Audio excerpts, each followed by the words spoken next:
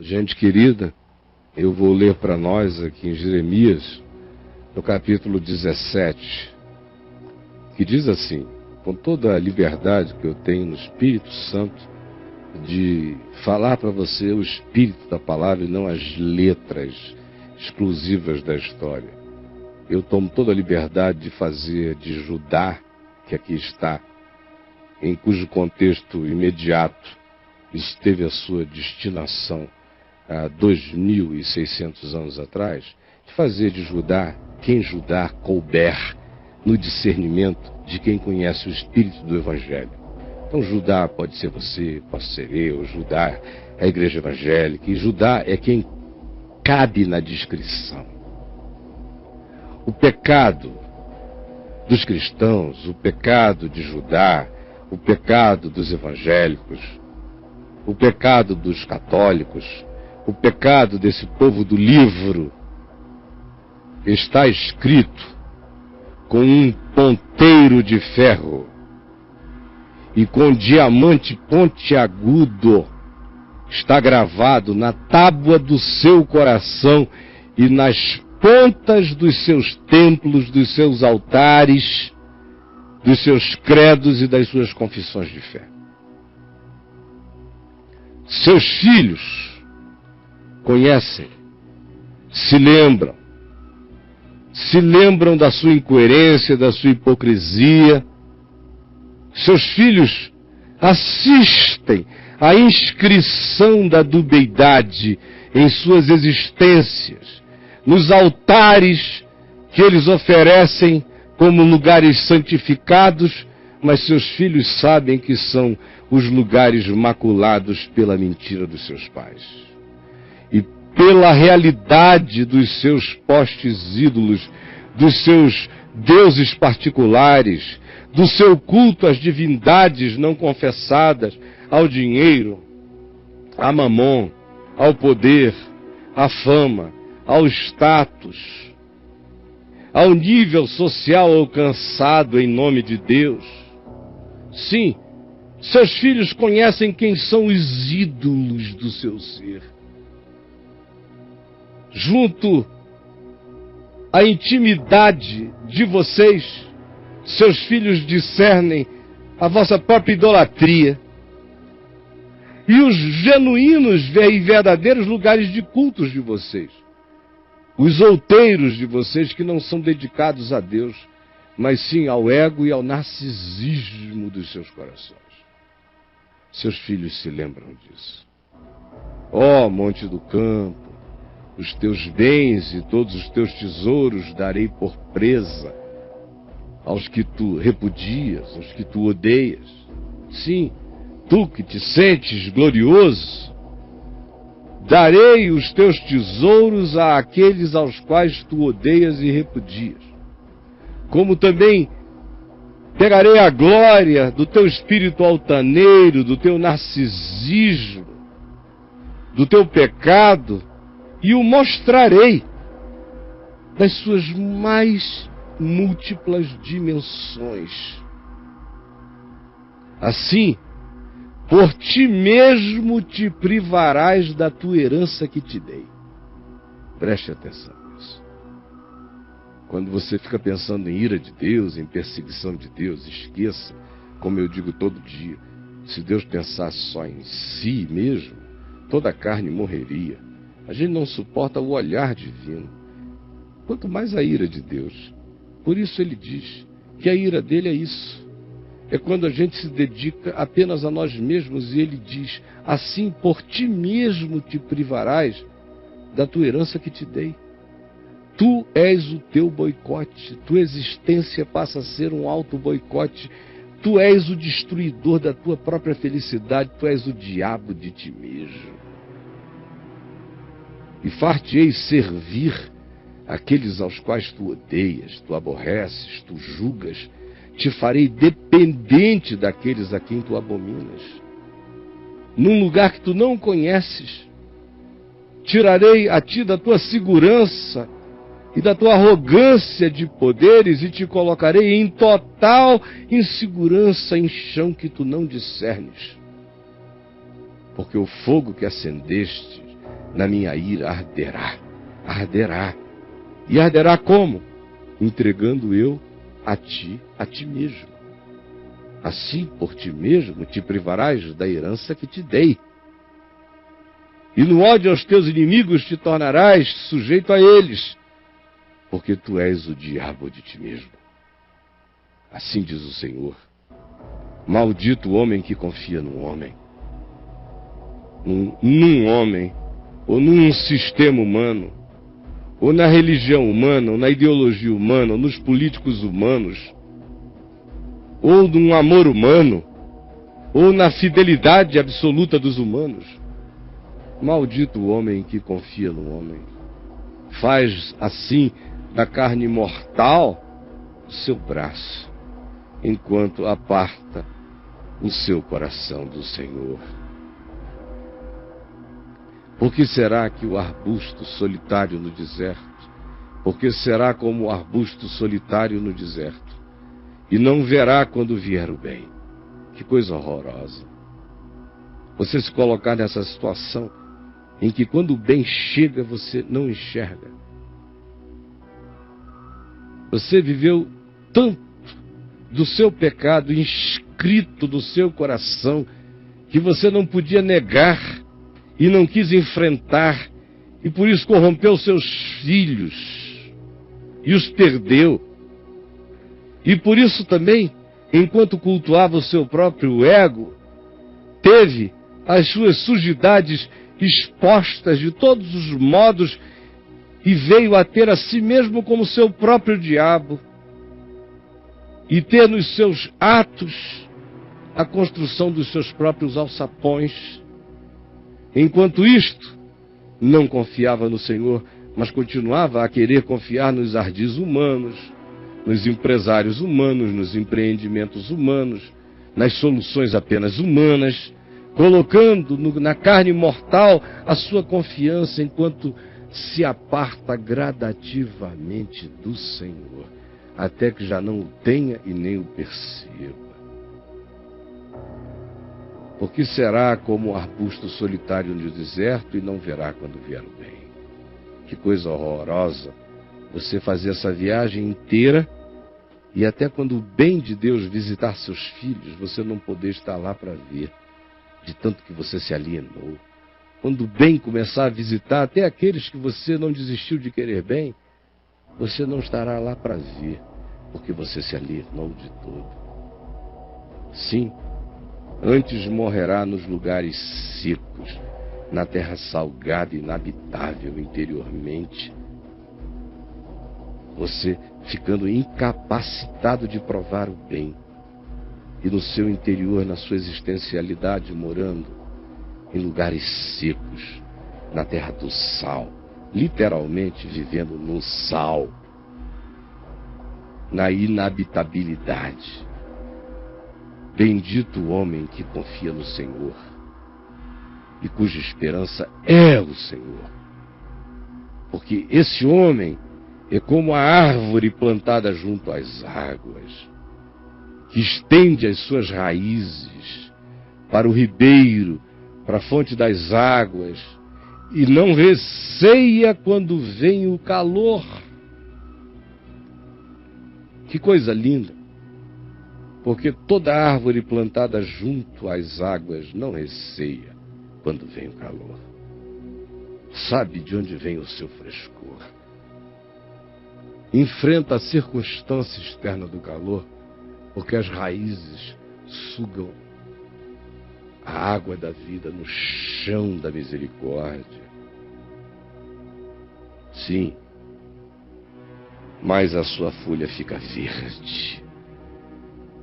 E no ano da sequidão não se perturba nem deixa de dar fruto de amor, alegria, paz, bondade, benignidade, mansidão e domínio próprio. Mas saiba, enganoso é o coração da gente. Muito enganoso. Mais do que todas as coisas dissimuladas, é o nosso coração. Ele é desesperadamente corrupto. quem o conhecerá? Por isso, não tenha certeza a respeito de nenhuma das suas seguranças, mas cheque o seu coração colocando-o em dependência de Deus todos os dias. Um dia não vivido na dependência de Deus pode produzir em mim um milênio de insensibilidade espiritual. Preste atenção. Por isso, o Senhor diz, eu, o Senhor, o esquadrinho o coração, o teu coração. Eu provo os pensamentos, os teus pensamentos, para que tu conheças teu coração e teus pensamentos. Eu te ponho em provação.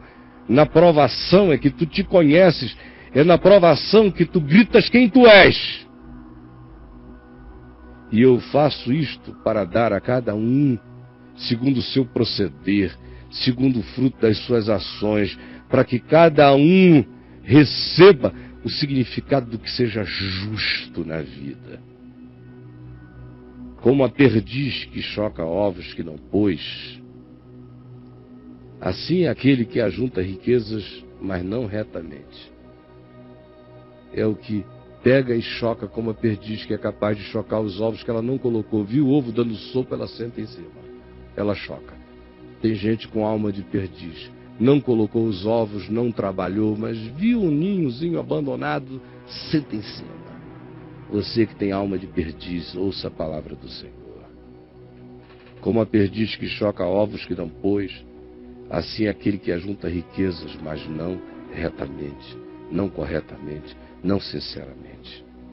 No meio dos seus dias será roubado delas.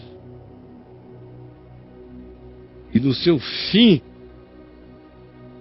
ele existirá apenas como um ser humano insensato e louco, porque quis se apropriar do que não era seu, quis viver do que o ser não produziu, até que caiu na loucura final da vida. Trono de glória, enaltecido desde o princípio, é o lugar do nosso santuário, que já não é um lugar físico a nós externo. Em Cristo, esse trono de glória enaltecido é o meu peito. Cristo habita em mim. Aqui é o lugar da Shekinah de Deus, no meu coração. Ó Senhor, esperança de todo aquele que crê, todos aqueles que te deixam serão envergonhados, pois disseste que se somos infiéis, tu permaneces fiel, porque não podes negar-te a ti mesmo. Todavia, se nós te negarmos, tu, por tua vez, nos negarás. Assim, todo aquele que te deixa será envergonhado. O nome dos que se apartam de mim serão escritos no chão, diz o Senhor, porque abandonam o Senhor, fonte das águas da vida. Digo eu, que diga você, digamos nós agora juntos, cura-me, Senhor, e serei curado. Serei curado do meu engano, da minha loucura, da minha hipocrisia, do meu mundo paralelo, do meu auto-boicote, dos ídolos do meu ser, de tudo que me destrói, e eu persevero nesse caminho de morte. Cura-me, Senhor, e serei curado. Salva-me, Senhor, e serei salvo, porque tu és o único louvor que na minha vida pode me dar significado. Eis que eles todos me dizem: onde está a palavra do Senhor? Que se cumpra. Mas eu não me recusei a ser pastor, seguindo-te, Senhor, tu sabes. Eu não me recusei a ser pastor seguindo-te. Não, eu só quis ser pastor te seguindo até hoje. Nem tampouco desejei o dia da aflição para ninguém, nem para mim, nem para nós. Tu sabes, Mas eis que este dia tem chegado. O que saiu dos meus lábios está no teu conhecimento, ó Deus, cada uma das minhas palavras ditas na tua presença. Não me sejas motivo de terror, Senhor. Tu és o meu refúgio no dia do mal. Sejam envergonhados os que perseguem o Evangelho, a boa nova, o amor, a verdade. E não seja eu e nem todos os que creem na misericórdia envergonhados. Assombrem-se os que não amam amar. E não me assombre eu, pois apesar de ser quem eu sou, creio na tua misericórdia para comigo. Traze sobre os que perseveram no mal aquilo que o mal traz, mas tem misericórdia deles. Alonga tuas bondades para que todos tenham chance de arrependimento, porque a tua vontade é clara. Tu não queres que nenhum se perca, mas que todos cheguem ao pleno conhecimento da verdade. Ó Jesus, que a palavra que saiu da tua boca, falada pela minha, energizada pelo Espírito Santo agora em volta do planeta, no coração de milhares de pessoas, que ela tenha entrado rasgando como quem quebra e lasca a penha. Que ela chegue com poder de terremotos onde estruturas imponentes negam-se a curvar-se. E que ela chegue como um cicio suave, como uma brisa, para o coração do deprimido, do cansado, do angustiado, do desvalido. Eu te imploro que a tua palavra, essa mesma que as pessoas perguntam a mim todo dia, Caio, qual é a palavra do Senhor? Que ela se cumpra, que ela se manifeste, que ela se realize para o louvor da tua glória. Que tudo seja esclarecido não pelo que se diga, mas pelo que aconteça. Porque a tua boca falou. Agora, abre o coração de cada um, para que cada pessoa não desperdice o dia desta visitação. Esse dia chamado hoje, esse momento único de conversão. É o que eu te peço, em nome de Jesus. Amém e amém. Olhe para o seu coração, olhe profundamente para o seu coração, meu irmão, e saiba, aquele que persevera no seu pecado, torna-se o diabo de si mesmo, o juízo de si próprio, a condenação intrínseca, e carrega consigo o próprio calabouço. Saiba disso. Aquele que tem os seus pecados inscritos como diamante no coração e continua pensando que pode driblar a existência, verá a sua vida se corromper, seus filhos se perderem pela incoerência assistida. E se continuar colocando sua esperança no seu próprio braço, ou na sua malandragem, viverá para saber que o mal chegou, o bem chegou para outros, e você não viu e nem verá. Porque a sua desgraça será essa. Você chocou os ovos do trabalho que não é seu. Quis ser o malandro da vida. Tornou-se o seu próprio diabo. Como diz o Senhor, tu mesmo existirás para não tomares posse por causa de ti mesmo daquilo que eu te dei. E que tu verás e não será teu, porque tu perseveraste, cultuando o teu pecado, sem conversão, mantendo os teus ídolos internos e os teus deuses particulares, sem conversão. Por causa disso, o teu nome será escrito no chão, qualquer vento apaga. tua existência ficou sem significado. Mas se tu quiseres, se tu te arrependeres, Jesus disse: andai enquanto tendes luz, para que as trevas não vos apanhem. Neste dia chamado hoje, nessa hora de oportunidade, seja você quem for, porque diante de Deus não há acepção de pessoas. Tenha coragem de botar para fora aquilo que de outra feita já destruiu você, e é só uma questão de tempo. Por isso eu lhe digo, tenha coragem hoje de confessar com arrependimento e deixar e largar tudo aquilo que já está inscrito em você como condenação, acerca da qual você já se tornou o próprio executor das medidas contra você mesmo. Porque viver deliberadamente do pecado produz um espírito de suicídio crônico e contínuo, gera auto-boicote na existência da gente. A gente se proíbe de ver o bem.